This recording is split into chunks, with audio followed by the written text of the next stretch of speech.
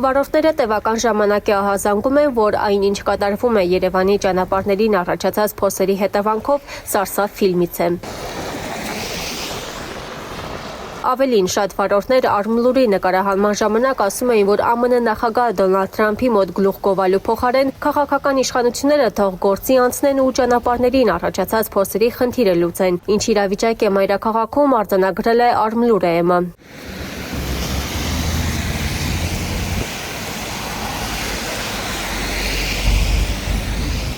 Հիշեցնենք, որ 2025 թվականի օգոստոսի 13-ին ԱՄՆ նախագահ Դոնալդ Թրամփը անդրադարձել է Սպիտակ տանը Նիկոլ Փաշինյանի հետ ունեցած զրույցից մի դրվագի։ We were talking about it. I said, what do you think? He said, well, the roads are better in Armenia than they are in Washington, D.C. It's embarrassing.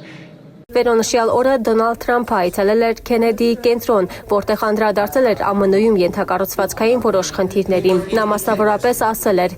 «Շատ ղեկավարներ են գալիս, վերջերս Ադրբեջանի եւ Հայաստանի ղեկավարներն էին եկել, ես հարցրի. ինչ ես կարծում, նա ասաց. դե ճանապարհներն ավելի լավն են Հայաստանում, քան Վաշինգտոնում, դա ամոթալի է»։ Ու մինչ քաղաքական իշխանությունը միջազգային ասպարեզում գլուխ է գովում, Հայաստանում այլ իրականություն է։